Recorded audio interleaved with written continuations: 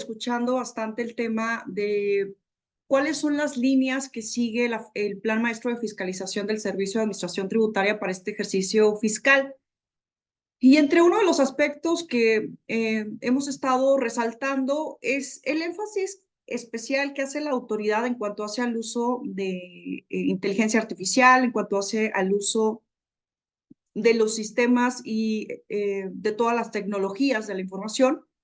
Y esto va muy encaminado precisamente a el futuro de la fiscalización. En especial en el Plan Maestro 2024,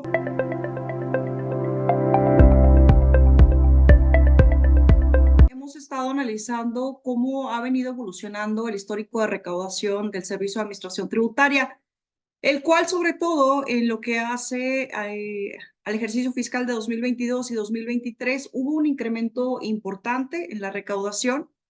Y especialmente en lo que hace a los procedimientos de fiscalización, resaltar el tema de cómo está siendo mucho más eficiente la autoridad para fiscalizar y con esto incrementar precisamente la recaudación de impuestos.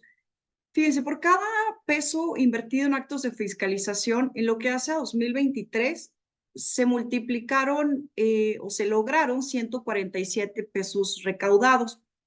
Y esto es una cifra importante contemplando el nivel de inversión que la autoridad está realizando para llegar a estas metas y lograrlas o superarlas como sucedió en 2023. Uno de los temas también a resaltar fue el incremento de los actos de fiscalización. En 2023 se realizaron 30,092 actos de fiscalización, entre los que se incluyen diferentes actos relacionados a facultades de comprobación que la autoridad tiene, como son visita domiciliaria, revisión de gabinete, que son los procedimientos tradicionales de comprobación, y adicionalmente los procedimientos electrónicos, que son de los que vamos a estar hablando el día de hoy.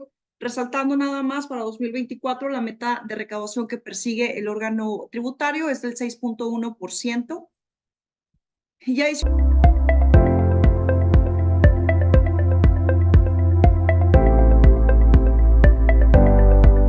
ya hace algunos años, pero evidentemente el panorama actual ya va generando las condiciones para que la autoridad pueda realizar y detonar este tipo de actos de fiscalización. A nosotros como especialistas en la materia nos ha tocado ya atender revisiones electrónicas y esto desde algunos ejercicios anteriores, pero con mucho mayor énfasis este año están iniciándose procedimientos de fiscalización. Por esa razón decidimos empezar en lo que hace a las capacitaciones que van enfocadas a la atención de procedimientos de fiscalización, con este tema resaltando precisamente este anuncio que hace el plan de maestro de fiscalización, en el que se incluye precisamente o se hace mayor hincapié a lo que hace al uso de inteligencia artificial como el uso de otras tecnologías.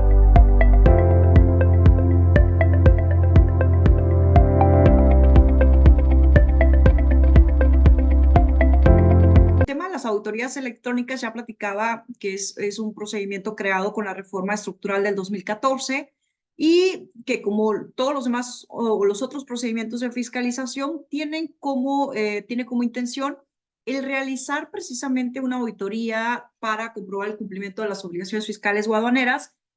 Aquí hay un tema que diferencia un poco a las visitas domiciliarias, porque las revisiones electrónicas se vinculan o se dirigen a la revisión de rubros o conceptos específicos. Ahorita lo vamos a revisar.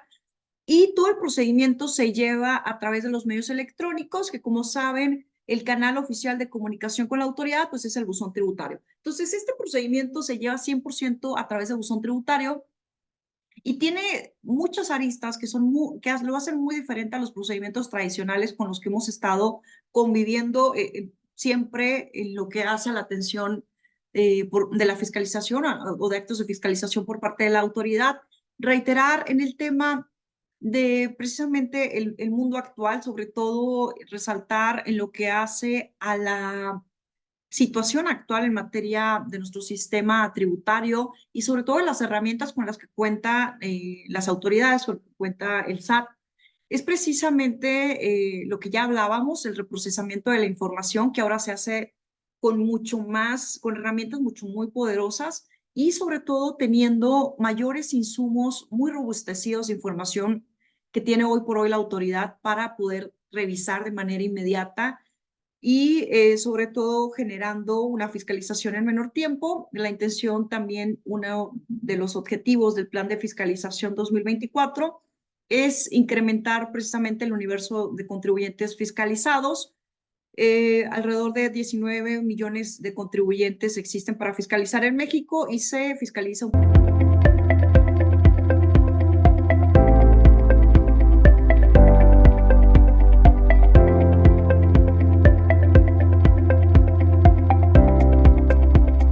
comparativa que les compartía sobre la visita domiciliaria. Para tenerlo en cuenta, la visita domiciliaria como procedimiento tradicional de fiscalización se centra precisamente en la revisión de las obligaciones fiscales y aduaneras y por un objeto determinado, pero también por un periodo de revisión específico. Y este periodo puede ser ya sea la parte del ejercicio fiscal o el ejercicio fiscal y sobre determinadas contribuciones.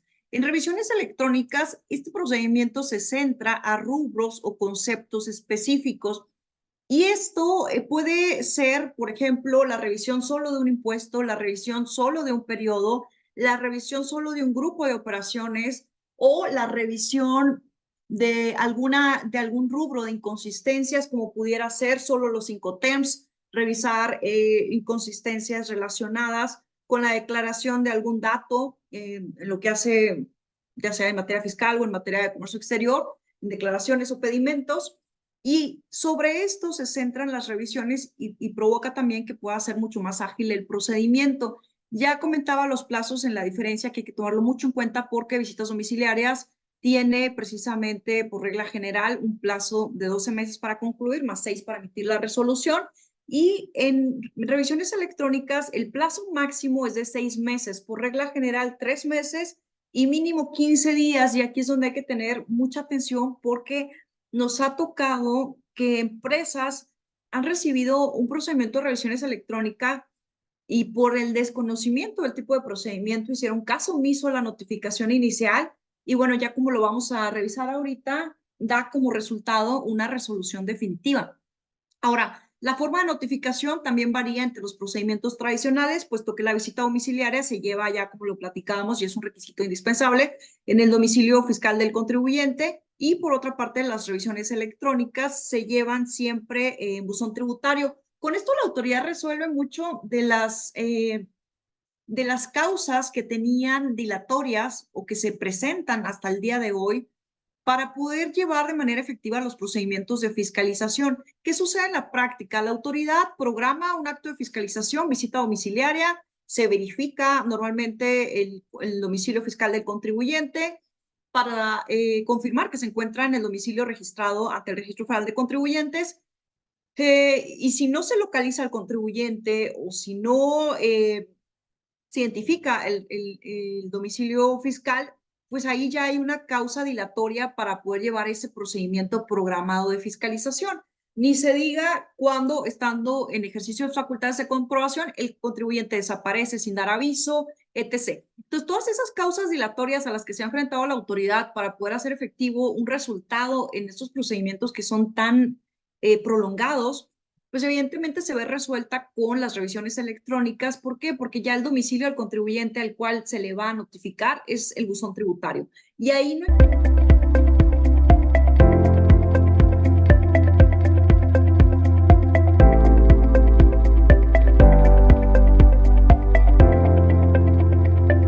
el procedimiento general de las revisiones electrónicas, esto es lo importante que queremos resaltar, es precisamente lo abreviado que se da en la atención, lo abreviado de los plazos y las etapas, ¿no? Lo sintetizado de las etapas.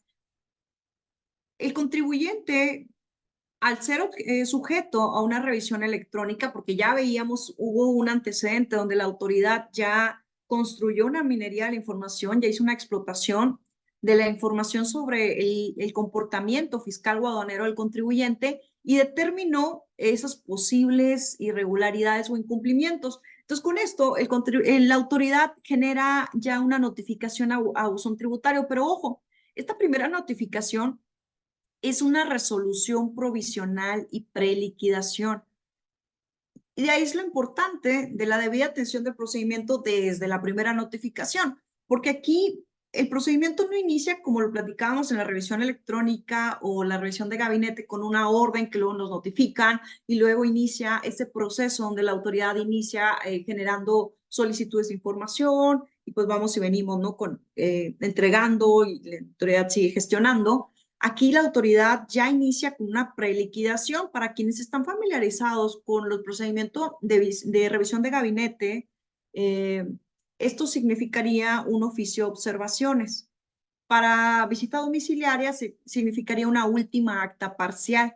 Y como ya veíamos, llegar a esa etapa, pues sí, son por lo menos alrededor de casi 12 meses. Entonces, la autoridad, lo primero que va a notificar en ese aviso, evidentemente, como sabemos, en materia de notificaciones electrónicas se recibe precisamente un aviso y se tiene por notificada la resolución o el oficio o el acto con el acuse de recibido electrónico. Importante resaltar en términos del artículo 134, fracción primera, los contribuyentes tienen hasta 3 días para aperturar esta notificación. Y bueno, como saben, si no abrimos esa notificación en 3 días, al cuarto día se dará por notificada. Entonces, esto es muy importante porque cuando se realiza la notificación de esta primer acto en revisión de electrónica, ya tenemos esas observaciones determinadas y la preliquidación ya nos indica cuál es la consecuencia que está la autoridad calculando o la presunción como tal de un crédito fiscal o de sanciones a cargo del contribuyente por este incumplimiento u omisiones determinadas. De ahí que es muy importante, nos tocó un caso de una empresa que ellos no se habían dado cuenta de esta notificación. Hubo un mal seguimiento en lo que hace al buzón tributario y bueno, desafortunadamente, inclusive ya habían pasado los 30 días para acudir a las etapas ordinarias de defensa legal. Entonces, esto es muy importante porque no es un requerimiento ordinario, no es una carta de invitación, que son, o un requerimiento de vigilancia profunda. De ahí que sí hay que tener muy en cuenta qué tipo de notificación está la autoridad notificando. Entonces, recibimos esta notificación con la preliquidación y tenemos como contribuyentes 15 días para aportar documentación, que serían nuestras pruebas y alegatos, o aceptar los hechos y autocorregirse, que esto pues básicamente, en otras palabras, es aceptar los pecados detectados y sobre todo pagar las contribuciones que la autoridad determine como consecuencia de esto. En su caso también hay una oportunidad de presentar la solicitud de un acuerdo conclusivo ante la Procuraduría Federal del Contribuyente, ante PRODECON, que esta es una instancia alternativa de solución del procedimiento y bueno, se puede interponer, se puede solicitar desde el momento en que se recibe la preliquidación hasta antes que se emita resolución. Esto tiene algunos efectos, suspende los plazos del procedimiento de fiscalización, no solo en revisiones electrónicas, en cualquier otro procedimiento de fiscalización, tiene como efecto precisamente la suspensión de los plazos.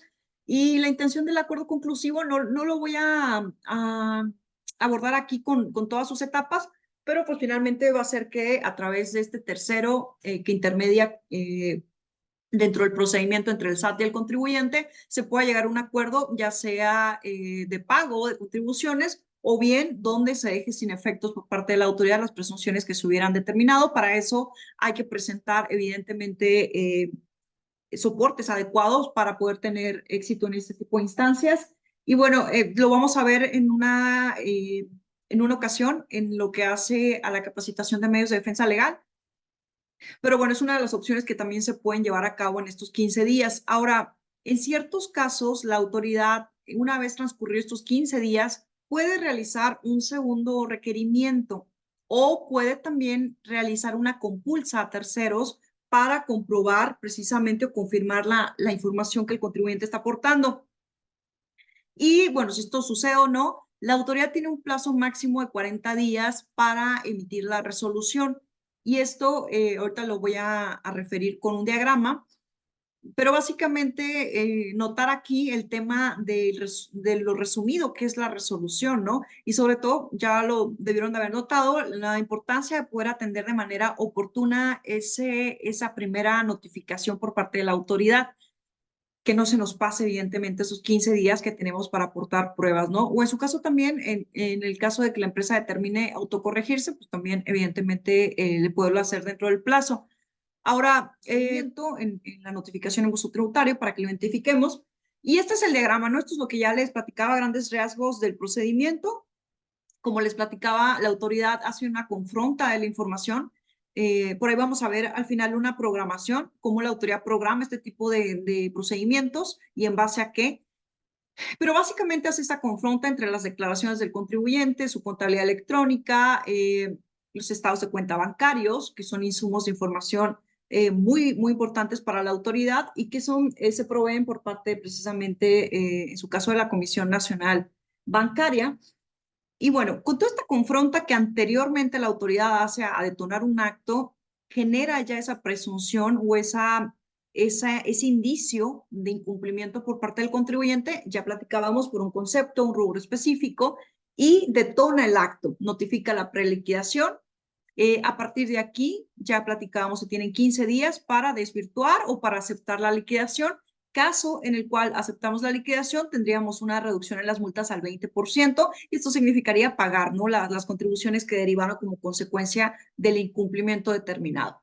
En el otro de los casos, si nosotros presentamos las pruebas y alegatos dentro del plazo, porque recordemos que fuera del plazo no serán valoradas, el contribuyente, la autoridad tendrá 10 días para poder solicitar o generar una compulsa, o bien generar un segundo requerimiento para que el contribuyente aclare o pueda robustecer la información proporcionada en sus pruebas y alegatos.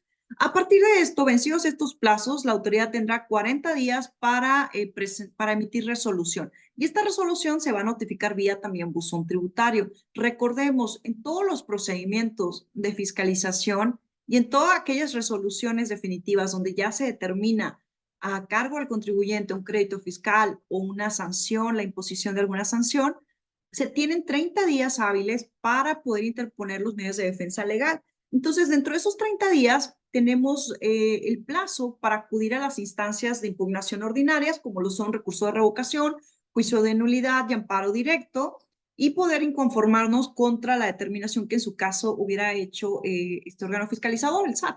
Entonces, pues bueno, en estos 30 días también evidentemente vendrán las obligaciones de pago del crédito fiscal y en su caso la estrategia para determinar alguna garantía del interés fiscal en el caso de que vayamos a acudir a juicio de nulidad. Ahorita lo voy a abordar en adelante en medios de defensa.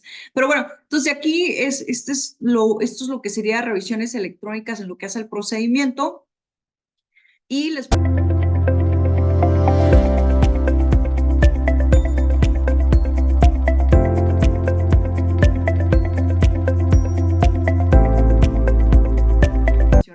Entonces, es una regla adicional en cuanto a la conclusión, pero en términos generales podrá llevar hasta 6 meses como plazo máximo para que la autoridad emita esta resolución. Vuelvo a referir en lo que hace a procedimientos tradicionales como visita, que son 18 meses, ¿no? Ahora, platicaba mucho de esa construcción de la información, de esa explotación de la información que realiza el SAT antes de detonar un acto de fiscalización. Y esto es básicamente cómo entre los sistemas de la autoridad se realiza esa confronta que detona la presunción de incumplimiento por parte del contribuyente. La autoridad ya les comentaba que genera precisamente o tiene dentro de sus sistemas lo que son diferentes insumos de información, como lo son las instituciones bancarias, el intercambio de información internacional, principalmente a través de la ley FATCA, la omisión de pagos, que son los antecedentes de omisiones de pagos donde el contribuyente posiblemente de manera reiterada no cumple con la obligación oportuna de pagar las contribuciones en las fechas que corresponden, o bien presenta omisiones de pagos por diferentes impuestos o contribuciones. Ahora, ingresos omitidos que se hubieran detectado también por el SAT, la determinación incorrecta de impuestos, el cálculo de retenciones, proveedores de riesgo. Y esto es muy importante porque esto también lo vemos ligado a cualquier continuidad de autorización en materia fiscal y comercio exterior. Proveedores de riesgo vamos a entender como aquellos que están identificados dentro de los listados del artículo 69b del Código Federal Tributario, que son precisamente aquellas empresas que se han detectado que realizan operaciones sin contar con la infraestructura, sin contar, sabemos, bueno, en resumen cuenta, operaciones inexistentes, lo que conocemos como operaciones simuladas. Y bueno, cuando se detecta por la autoridad que un contribuyente estuvo realizando operaciones con un diverso contribuyente que ya fue identificado como este tipo de contribuyente de riesgo porque estuvo emitiendo facturas falsas, pues evidentemente esto también va a integrarse en esta confronta de información y va a detectarse una presunción de riesgo a cargo del contribuyente por haber recibido el comprobante o bien por haberlo emitido. Entonces, dentro de las fuentes de información en materia de comercio exterior, se tiene, ya lo platicamos, el expediente electrónico, evidentemente la ventanilla digital o electrónica, y en general todas las operaciones toda la información de las operaciones de comercio exterior se transmiten de manera electrónica. Entonces aquí